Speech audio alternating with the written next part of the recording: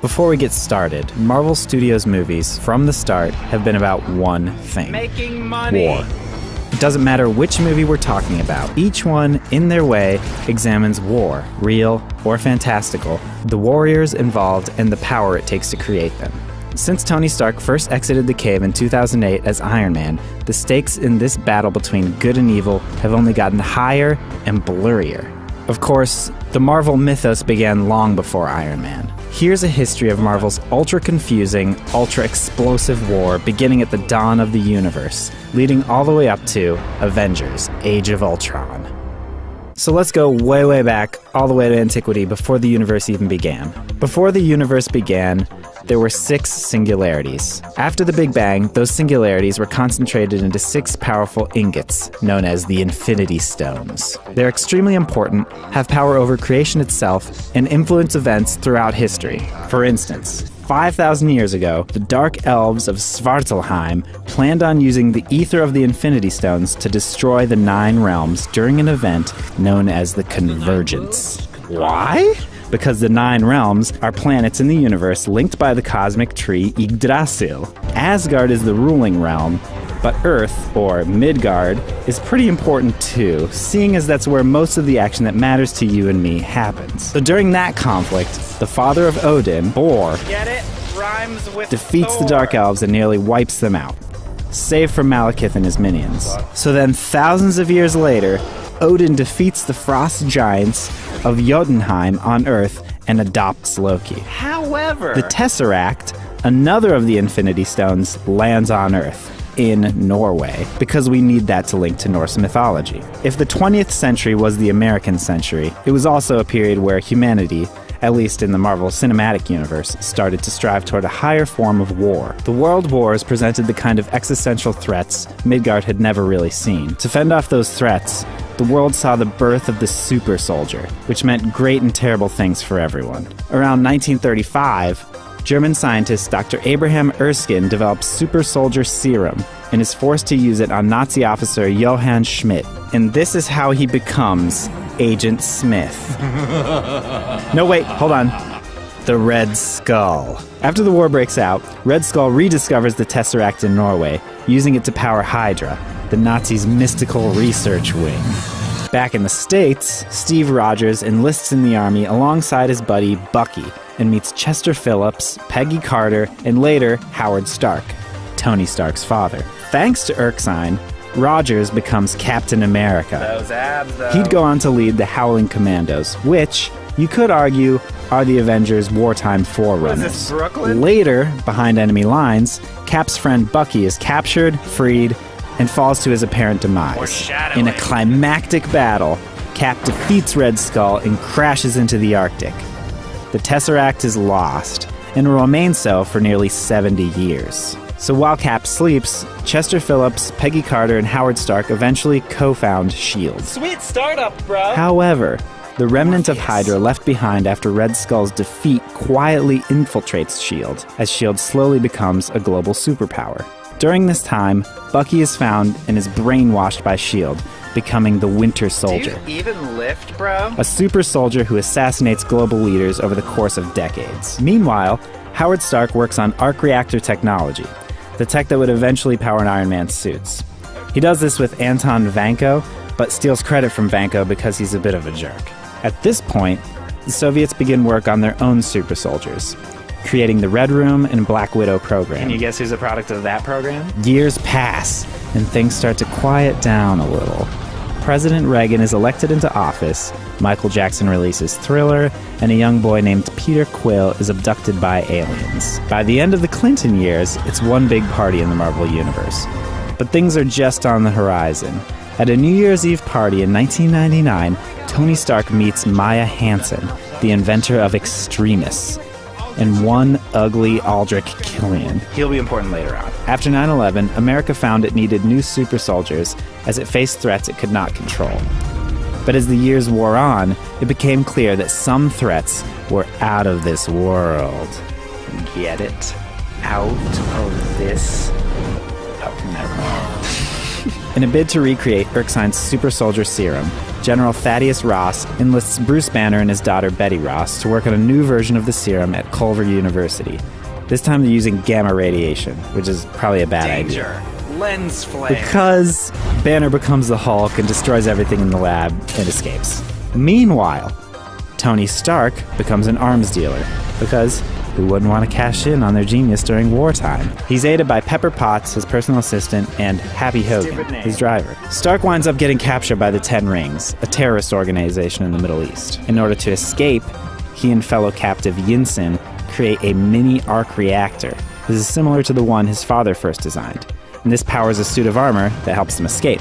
After unearthing corruption in Stark Industries linked to his capture, Stark, in his brand new Iron Man suit of armor, fights and wins his first battle. After announcing himself as Iron Man, Tony Stark is approached by Nick Fury about the Avengers Initiative. Elsewhere, Hulk is attacked in Rio by Thunderbolt Ross and super soldier candidate Emil Blonsky. Banner manages to escape and makes his way back up to the States. The big week. So this is where things really heat up. And then Marvel jumps into a giant pile of money. 3 different movies happen in the span of 1 week. Iron Man 2, The Incredible Hulk, and Thor. Some time passes and Tony Stark upgrades his suit. He's at the top of his game. He's looking great. But soon discovers the arc reactor in his chest is killing him. You better get tested, bro. Natasha Romanoff, aka Black Widow, is hired at Stark Industries. So then Ivan Vanko, Anton Vanko's son, attacks Tony Stark at the Monaco Grand Prix. After that, we get reintroduced to Colonel James Rhodey Rhodes, an Air Force pilot and good friend of Tony's. He then becomes War Machine. Get out. After beating down a drunk and volatile Stark. Meanwhile, back on Asgard, Thor is about to be crowned king. However, his coronation comes to an abrupt end when the Frost Giants invade. That's cold. After some soul-searching and reviewing his father's old notes, Tony creates a new type of rave light. Just kidding, it's a new element. That's cool still though, right? That element powers his new arc reactor, saving his life in the process. Thor and his friends, namely adoptive brother Loki, Sif, and the Warriors 3, Voltag, Fandral, and Hogan, invade Jotunheim to take down the Frost Giants. They fail. Odin eventually saves Thor, but banishes him to Earth, stripping him of his powers. Sorry, man. Meanwhile, on the run, Bruce Banner secretly returns to Culver City to reunite with Betty. Meanwhile again, an upgraded Iron Man and War Machine defeat Ivan Vanko. Nick Fury offers Tony Stark a role as S.H.I.E.L.D. consultant, showing him footage of the rampaging Hulk. Later, Phil Coulson discovers Mjolnir. So Jane Foster, an astrophysicist doing research on wormholes, just like the one that brought Thor to Earth, meets Thor after he lands in New Mexico. Coulson takes Jane's research. Loki discovers he's a frost giant and sets out to rule Asgard in Thor's place. Meanwhile, Emil Blonsky becomes a super soldier using a modified Banner serum.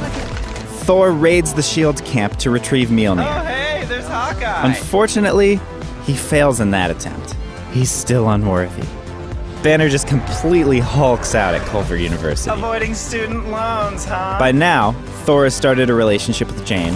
However, Loki sends the Destroyer, an Asgardian metal warrior, to Earth to take Thor out. After sacrificing himself for Jane's sake, Thor's powers return. He then returns to Asgard and defeats Loki. Elsewhere, Oh, grape juice. Bruce Banner heads to New York and tries to cure himself. Coveting the Hulk's power, Blonsky injects himself with Banner's blood, becoming the Abomination. In order to defeat Abomination, Banner decides to Hulk out in Harlem. And now that he's more in control of his power, he wins. Now we're at the end of the week.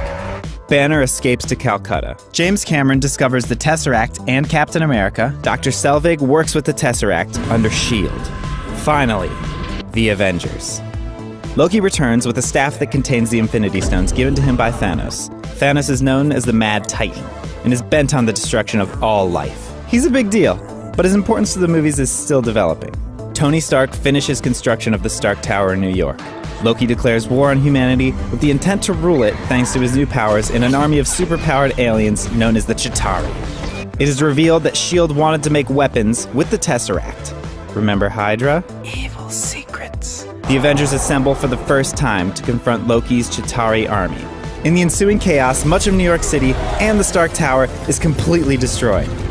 Thankfully, it was all CGI. Thor returns to Asgard with Loki as prisoner.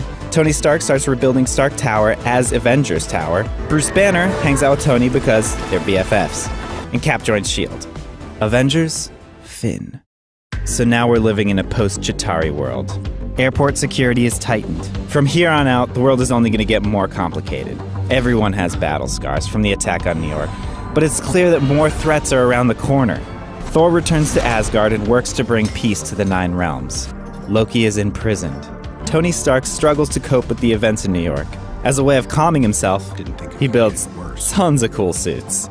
Cap works with S.H.I.E.L.D. on peacekeeping missions, but is troubled by modern-day morality. A terrorist calling himself Mandarin commits atrocities around the world.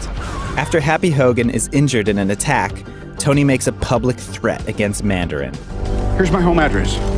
10880 Malibu Point, 90265. The Mandarin responds by blowing up Tony's California home. And that ain't San Andreas' fault. The terrorist is revealed to be a puppet of Aldrich Killian, who's become super powerful because of the Extremis Project.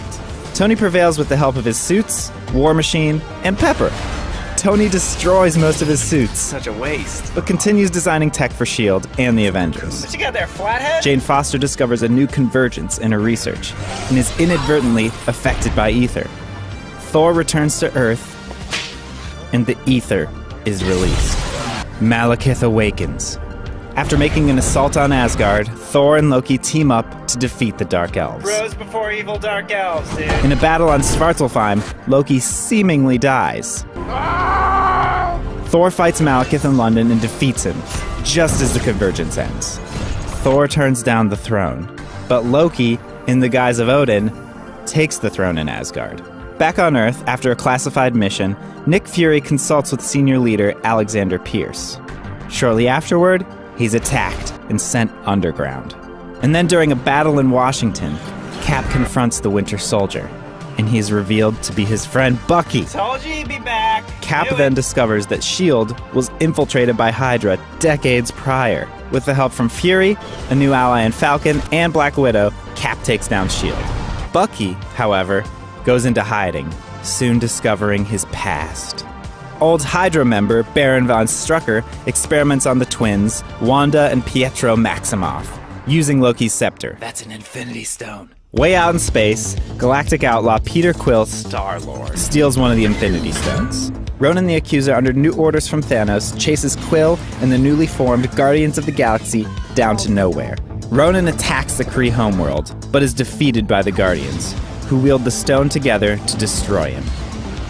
And now, it's been years of fighting and tedious wire removal, and the war's only getting worse. S.H.I.E.L.D.